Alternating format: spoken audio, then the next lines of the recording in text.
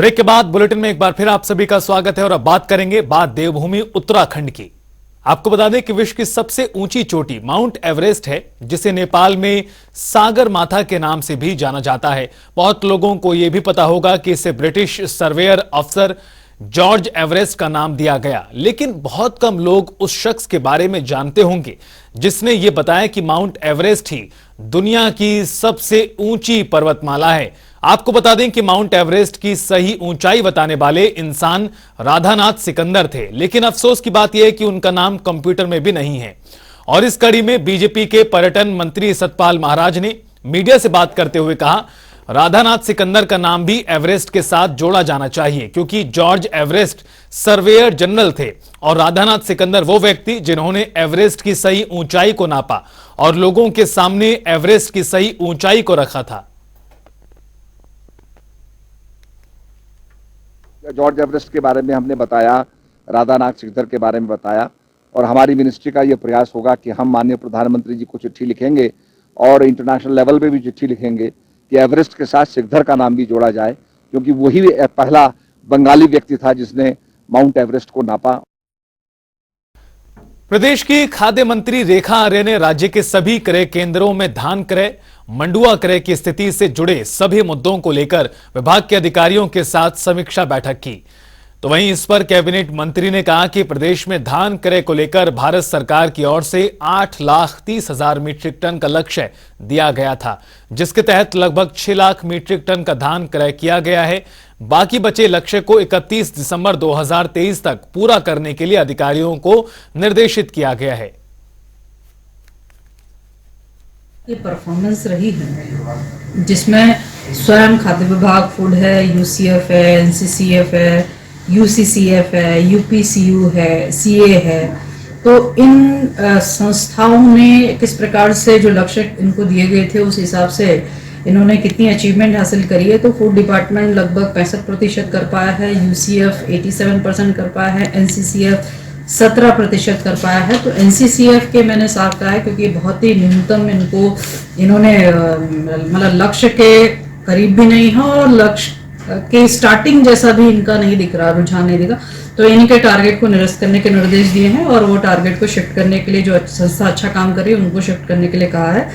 इसके साथ ही यूसीसीएफ 57%, यूपीसीयू इनका 79% और सीए जो हमारे कच्चे आड़ती हैं उनके 78% जो है धान क्रय उनके द्वारा किया गया है। 3 राज्यों के विधानसभा चुनावों में मिली जीत के बाद भारतीय जनता पार्टी की नजर आगामी लोकसभा चुनावों पर है और इसको लेकर उत्तराखंड में भी भारतीय जनता पार्टी ने अपनी तैयारियों को और धार दे दी है। दरअसल बीजेपी ने अपने कार्यकर्ताओं से बेहतर समन्वय के लिए प्रदेश कार्यालय में वरिष्ठ पदाधिकारियों की ड्यूटी लगाई है और इसके तहत विभिन्न प्रदेश पदाधिकारियों को बीजेपी मुख्यालय में बैठने की जिम्मेदारी दी गई है। गौरतलब है कि प्रदेश अध्यक्ष महेंद्र भट्ट ने प्रदेश उपाध्यक्ष बलवंत सिंह भौर्याल, विधायक खजान दास सहित कई लोगों को जिम्मेदारियां सौंपी हैं। एक और जहां लोकसभा चुनावों को लेकर भारतीय जनता पार्टी के हौसले बुलंद हैं, तो वहीं दूसरी ओर कांग्रेस की तरफ से फिलहाल किसी प्रकार की तैयारी दिखाई नहीं दे रही है। हमारे जो सामान्य कार्यकर्ता देहरादून मुख्यालय में आते हैं और उनके कई कार्य होते हैं, संगठनात्मक कार्य भी होते हैं और सरकार से संदर्भित कार्य भी होते हैं। जहां जो जिस संदर्भित जिसका कार्य हो उन कार्यों को पूर्णता मिले, उनमें उनको सहायता मिले, इसके लिए भारतीय जनता पार्टी के हमारे एसओसी प्रदेश अध्यक्ष माननीय महेंद्र भट्ट जी ने उन कार्यकर्ताओं की कार्यों के समाधान के लिए प्रदेश के पदाधिकारियों जो वरिष्ठ पदाधिकारी हैं उनके मुख्यालय में ड्यूटी लगाई है। 2 प्रदेश पदाधिकारी एक दिन में प्रदेश कार्यालय में डे ऑफिसर के रूप में रहेंगे और वो प्रदेश भर से आए अपने कार्यकर्ताओं और पदाधिकारियों की समस्या को सुनेंगे भी और संदर्भित जहां पर उसका समाधान हो उसके लिए भी समन्वय करेंगे। ऐसा कार्यक्रम हमारे भाजपा प्रदेश कार्यालय के द्वारा सुनिश्चित किया गया है और इसके लिए प्रदेश में जो हमारे पदाधिकारी यहाँ बैठेंगे उनके साथ समन्वय के लिए हमारे कार्यालय सचिव कौस्तुभानंद जोशी जी को उसकी समन्वय की जिम्मेदारी दी गई है। तो वहीं पूर्व सीएम हरीश रावत एक बार फिर प्रदेश में किसानों के लिए आवाज उठा रहे हैं। दरअसल पूर्व सीएम हरीश रावत ने अपने फेसबुक पेज पर गन्ना किसानों के बारे में लिखा है। उन्होंने लिखा कि गन्ना किसान हैरान और परेशान हैं, उन्हें खाद नहीं मिल रहा, गेहूं की बुआई चल रही है, खाद गायब है, ट्यूबवेल खराब पड़े हैं, कोई मरम्मत करने वाला नहीं। साथ ही उन्होंने सरकार को किसानों को जल्द मुआवजा देने को भी कहा है। इसके अलावा चेतावनी भी दी कि यदि किसानों की मांगों को नहीं माना गया तो धरना प्रदर्शन भी किया जाएगा।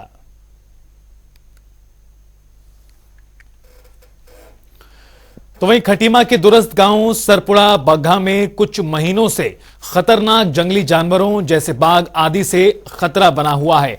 हालात इतने ज्यादा खराब हैं कि पिछले कुछ दिनों में बाघ कई ग्रामीणों को अपना निवाला बना चुका है।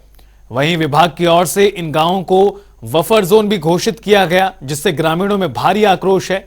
और इस कड़ी में खटीमा विधायक तथा उपनेता प्रतिपक्ष भुवन चंद्र कापड़ी के नेतृत्व में सैकड़ों आक्रोशित लोगों ने सरपुड़ा बग्घा को बफर जोन से मुक्त करने के लिए, साथ ही कई अन्य मांगों को लेकर उप जिलाधिकारी के माध्यम से मुख्यमंत्री के नाम एक ज्ञापन सौंपा।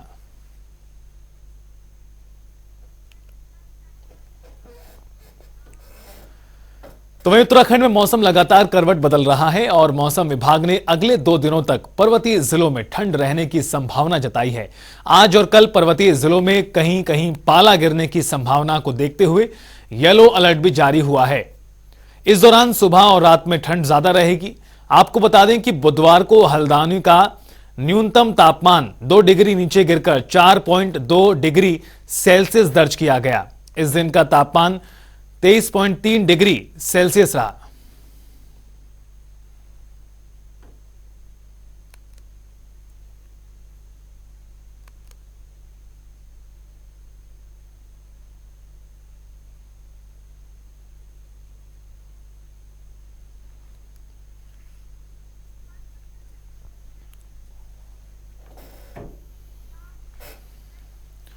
और चलिए अब एक नजर 5 मिनट में 25 बड़ी खबरों पर। कानपुर में पानी की समस्या से निजात दिलाने के लिए महापौर ने किया नलकूप का उद्घाटन। महोबा में रंगदारी मांगने का मामला सामने आया। क्रशर व्यापारी ने जिला पंचायत विभाग के पूर्व अपर मुख्य अधिकारी पर लगाया 1 करोड़ की रंगदारी मांगने का आरोप। बंदूक दिखाकर ले गया 3 लाख रुपए। आगरा में पति के खिलाफ बच्ची के साथ धरने पर बैठी पत्नी, पति के अन्य महिला से संबंध का आरोप। पत्नी ने पुलिस को दी जानकारी, लेकिन पुलिस ने नहीं की कोई कार्रवाई। आगरा में नहीं थम रही चोरी की घटनाएं। खुलेआम व्यापारी की एक्टिवा ले उड़ाते चोर। सीसीटीवी कैमरे में कैद हुआ पूरा मामला। थाना हरी पर्वत के संजय प्लेस का मामला। बिजनौर में कोतवाली रोड पर युवक को मारी गोली। युवक की अस्पताल ले जाते समय मौत। पुलिस के आला अधिकारी मौके पर मौजूद। पुलिस हमलावरों की तलाश में जुटी। बिजनौर के आईटीआई के पास की घटना। मथुरा में एसपी सिटी ने संयुक्त रूप से किया पैदल गश्त के साथ साथ धार्मिक स्थलों का भी किया निरीक्षण। एसपी ने अव्यवस्था मिलने पर जताई नाराजगी, लगाई फटकार, जल्द सुधार के भी निर्देश।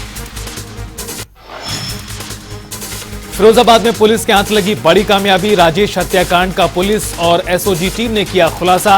राम प्रताप ने अपने पिता की हत्या का बदला लेने के लिए मारने की दी थी सुपारी। 2 हत्या आरोपियों को नगला खंगर पुलिस ने गिरफ्तार किया, एक की तलाश जारी।